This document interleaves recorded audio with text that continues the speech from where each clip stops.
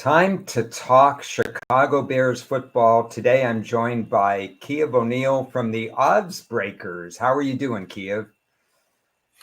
Doing well. I just talking to you earlier, getting ready to go to Texas for a week. So little family, more of an educational vacation. I know it's hot, but it's a time to take the drive. They got the kids are about the age where it's okay to do that. Load up the iPads with all kinds of stuff and movies, and we're gonna have some fun seeing some cities. And this is the time to do it in the off season. So I'm excited, and I'm excited to talk some football as usual with you, Ron.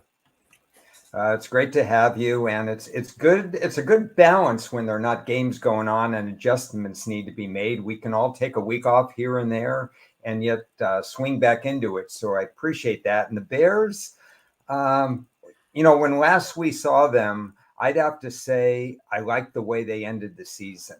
They finished 3-2. They got healthy defensively. They added Josh Sweat, and that really elevated their sack totals. Everybody's feeling pretty confident right now. How did you feel at the end of last season? Had to be looking forward to what was coming next.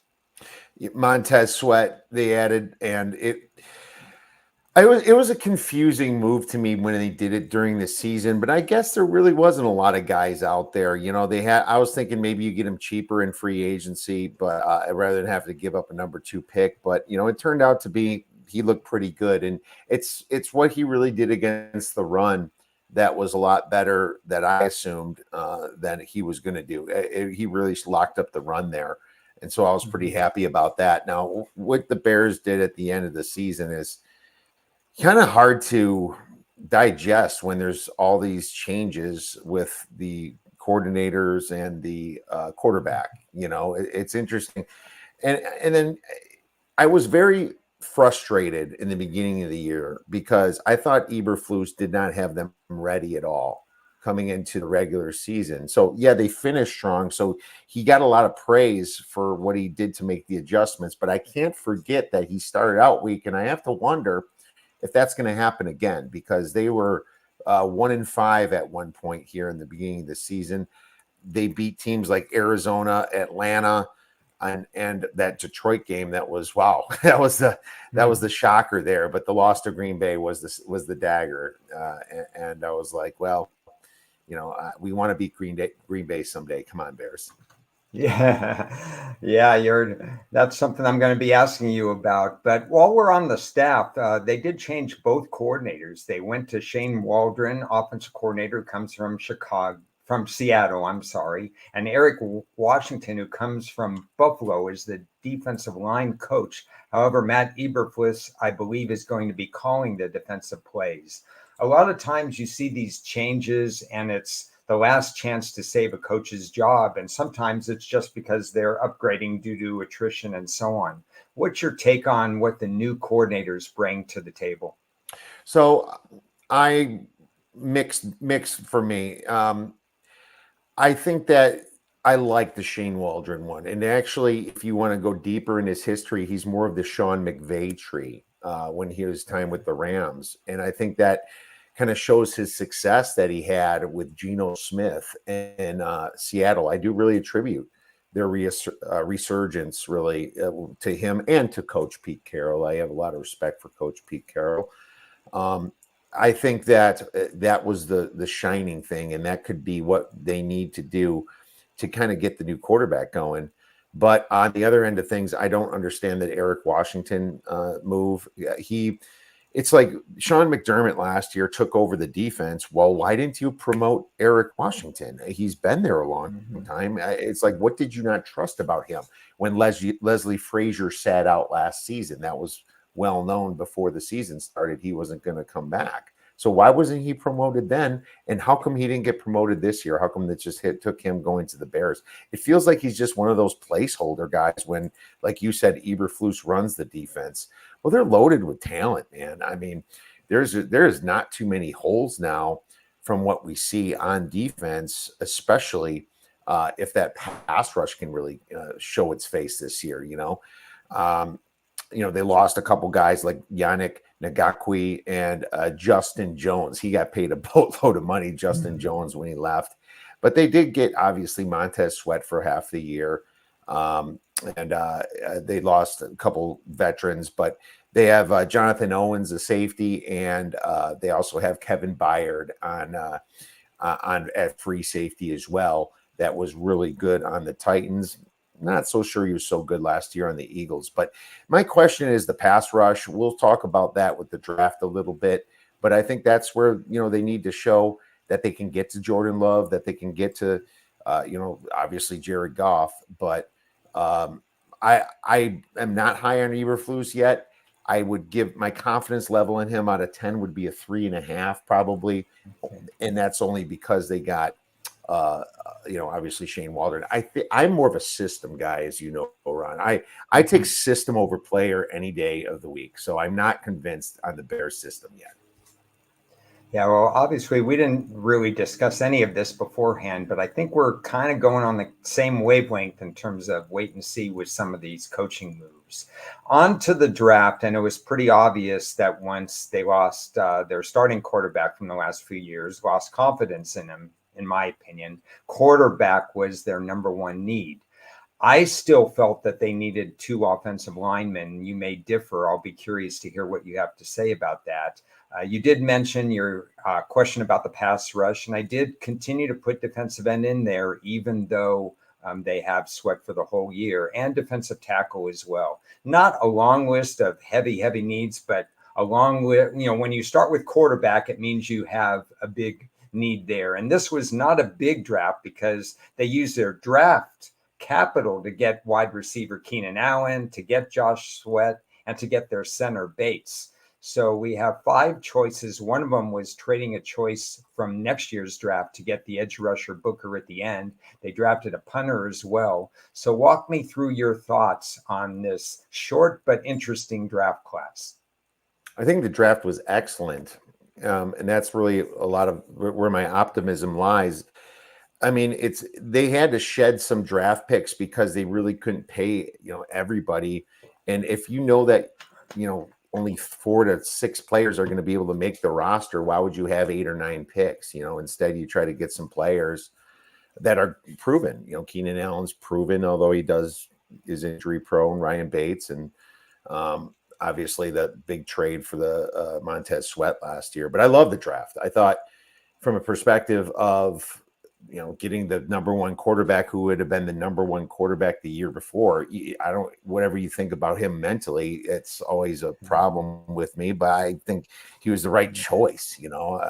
He shows that he can make all the throws. You've seen it in college. You've seen his sidearm throws. You can see how he's thrown receivers open. See, the problem with Fields, Ron, is that Fields not only really couldn't read a defense, he would be fooled by a defense a lot just playing games with him, but he couldn't throw timing routes. Really, it was a situation where in the NFL, it's much different in Ohio State, you see the guy open, you throw it to him. In the NFL, you got to know the second he's going to be open because you're throwing it 2 seconds when you can't even see him. He might be behind the linebacker, but you're making the throw in the seam or in a certain area that he's supposed to be. Justin Fields couldn't grasp that.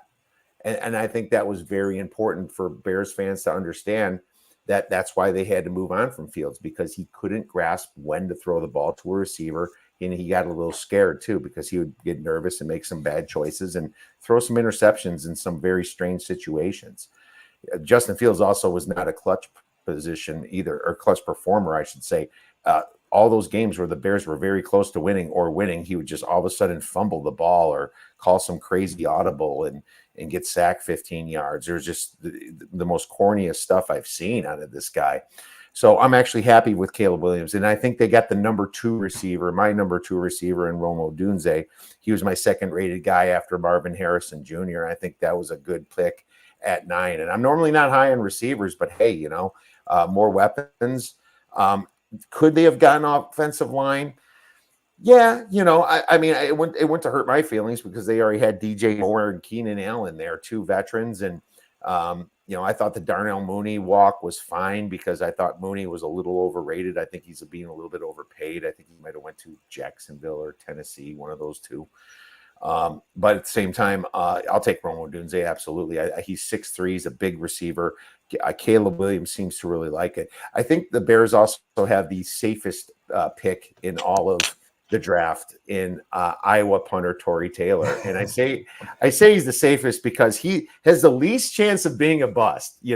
I mean, if anybody watched Iowa the last 4 or 5 years, this guy was the reason that they're winning games 10-3.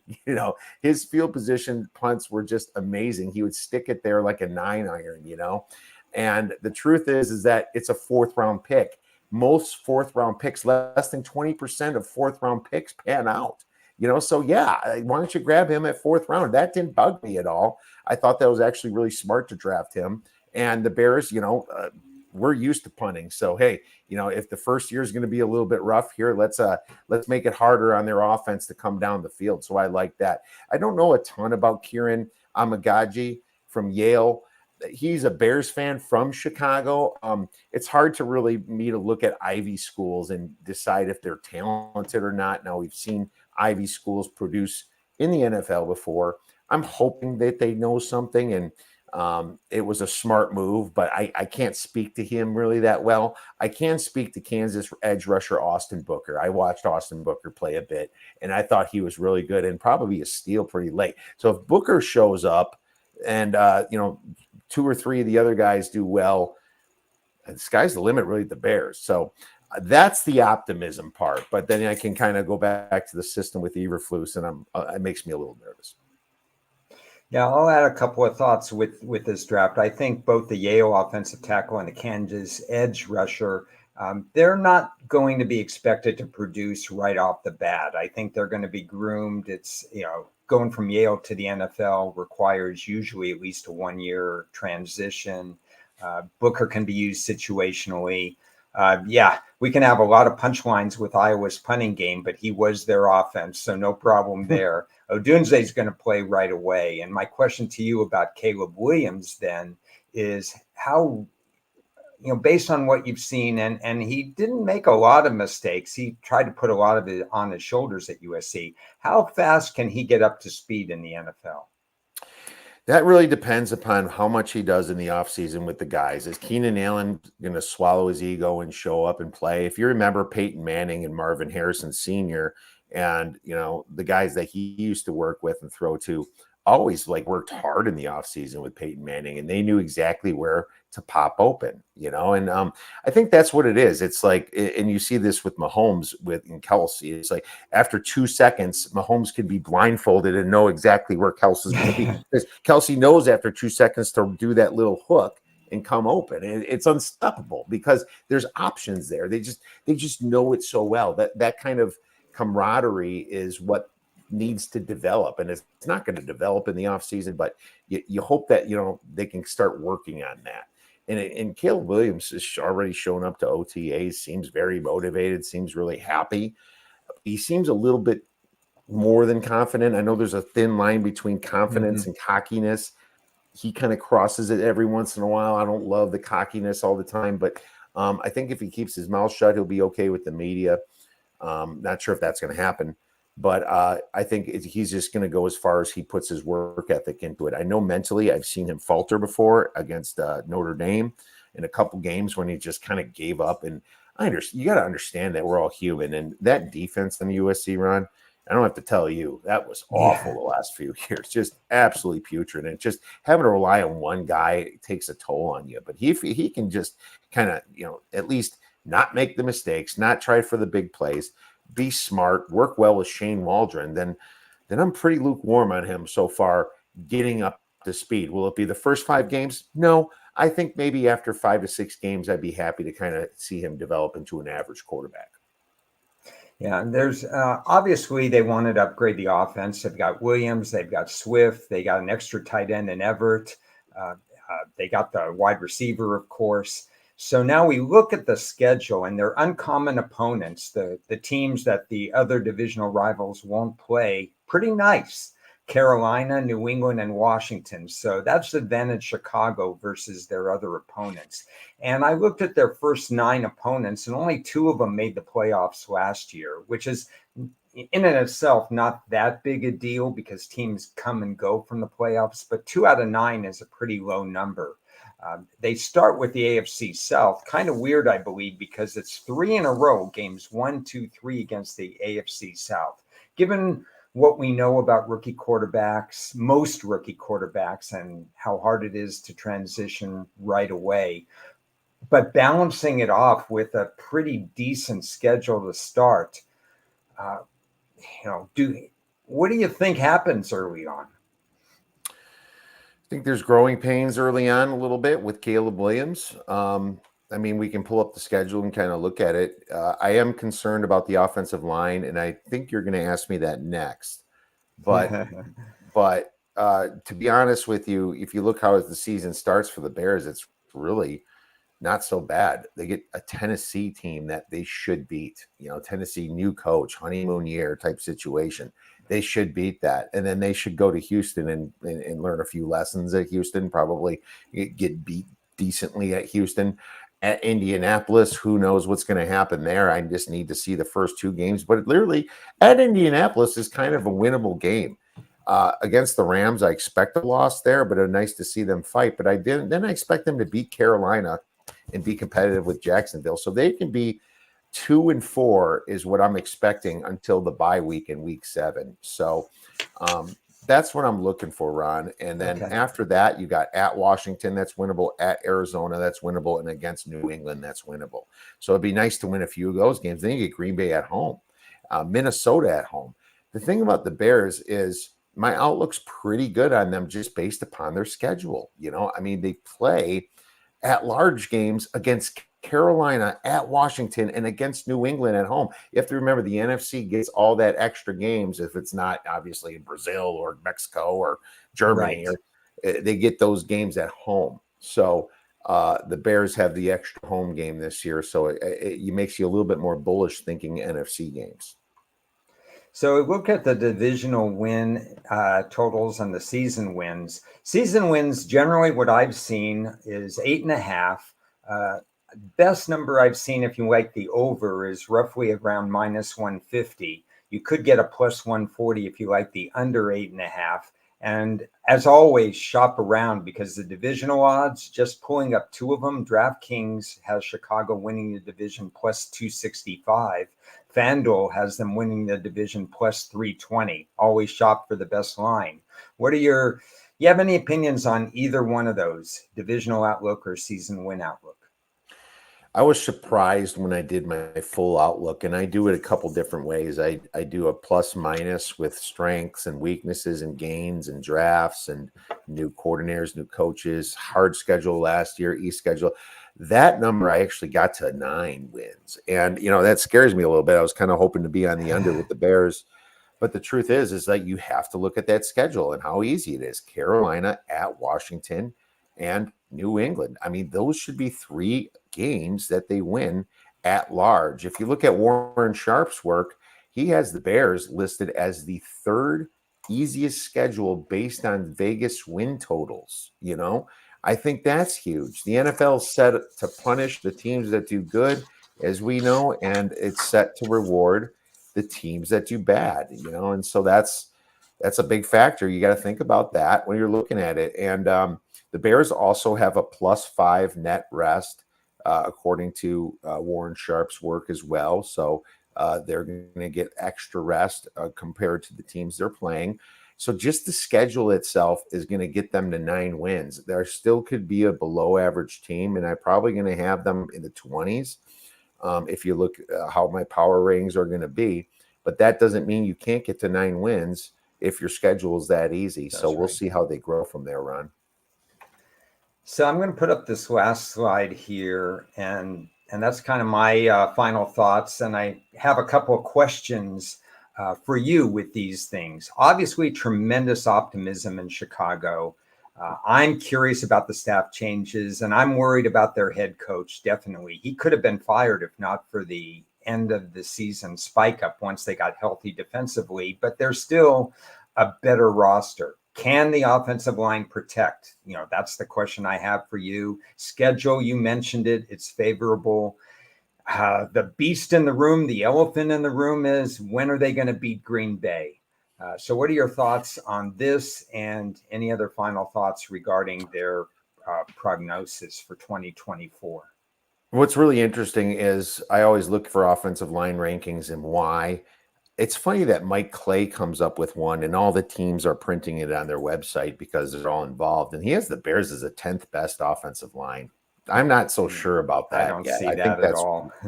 I don't know if you saw that, Ron, but I was like, are you serious? I'm not there. And then you look at lineups, which is a place I go to for certain stats, and they have them more at 19. I think I'm more in that boat in the 19 to 23 range for the Bears offensive line. Now, there is things that I like that they did. Getting right, obviously, in last year's draft was really nice. But I'm still not convinced that Braxton Jones is a proper left tackle. I think he can get beat by anybody that's pretty talented. Tevin Jenkins is injury prone. He actually was supposed to be our right tackle, but he ended up turning into a guard. Coleman Shelton's still listed as center. He's going to be in the mix, but Ryan Bates there. Nate Davis, hit or miss with him too. I think Darnell Wright's their best right tackle, or their best player on the offensive line, I should say. But, we'll see how that comes to fruition. They're still going to have Cole Kmet there. He's going to have to do a little bit of blocking. I like the Gerald Everett pickup. I forgot to mention that. I think he's going to be another key weapon here for Caleb Williams, and he can push some guys as well. He works hard. He knows that he's going to be judged, and he knows that he's worth something. I thought he was a very sneaky guy on the Chargers the last few years, and he was one of my players that I thought was very underrated. I've seen him carry them to some wins. So I do like both tight ends here on the Bears. And from a blocking standpoint, I'm still around 19 to 23 until Tevin Jenkins, Braxton Jones, and Nate Davis in the center can really prove it to me. The only one I have confidence in is Darnell Wright. Moving on to your schedule, absolutely favorable. One of the most favorable schedules in the NFL, and that's why I'm a little bullish on 8.5. I didn't bet it though, and I'm probably not going to bet it. The goals, beating Green Bay. I hope so. I mean, where's Green Bay going to be on January 5th? Because once again, the Bears get to play Green Bay the very last game of the season again. So it's, they don't get them that early though. I think that the time to beat Green Bay is really going to be at home on Sunday, November 17th. It's a couple weeks before Thanksgiving, so they don't have to worry about the Detroit game. They have that sandwiched between New England and Minnesota. So maybe they have a little bit of a situation where they could let down at Minnesota, and we might circle that later, Ron. But they're going to be fighting to beat Green Bay, and they're going to give it their all. I think that would be the time to circle the team to beat Green Bay. I've got to tell you that they're not going to go anywhere unless they beat these NFC North rivals, and it's going to be a competitive division, in my opinion. That Green Bay game, November 17th, kind of a fluke in the schedule. That is their first divisional game. Game 11 is their first divisional game. So if they can get by that easier schedule, they can very well be in the mix at the end. And so my final question to you before we end the Chicago discussion is playoffs, yes or no? Playoffs? Yeah. Do we talk like that? Well, I hope that we're not talking like that, but I'm going to say no to the playoffs. I'm going to say that the NFC, you're going to have 10 wins to make the playoffs on a wild card, and there could be a 10-win team that doesn't make it, like we see sometimes. Being that the NFC's got the favorable schedule this year, I'm going to say no, but I'm going to say they're going to flirt with it. I think they're going to flirt with it, and it would be a successful year for Eberflus if this team makes the playoffs, in my opinion, and I'd love to see it. But it's Detroit's division. I think there's value with Detroit at plus 150. Personally, I made the bet, and there's a lot of hype on Green Bay, and I disagree with, but I'm going to say no to the playoffs. Okay. I just think it's fascinating. A lot of optimism in Chicago. I can't wait there's probably 25 teams. I can't wait to see what happens. And certainly Chicago with the new quarterback, new coordinators, a lot of optimism. They're one of the teams I look forward to seeing how that September goes. Kiev, I thank you so much for giving me some time before your big trip in this quote unquote off season for the NFL. I'm back in about 25 minutes to talk Philadelphia, which is going to be a fascinating. I think it's going to be interesting what I have to say about Philadelphia, but I really enjoyed your content and the way you talked about the quarterbacks and what we saw in Fields and what we might see in Williams. So thanks again, Kiev, for your perspective. And I wish everybody good luck down the road. I hope you got a lot out of this, and I'll see you in about 25 minutes. Thanks for having me, Ron.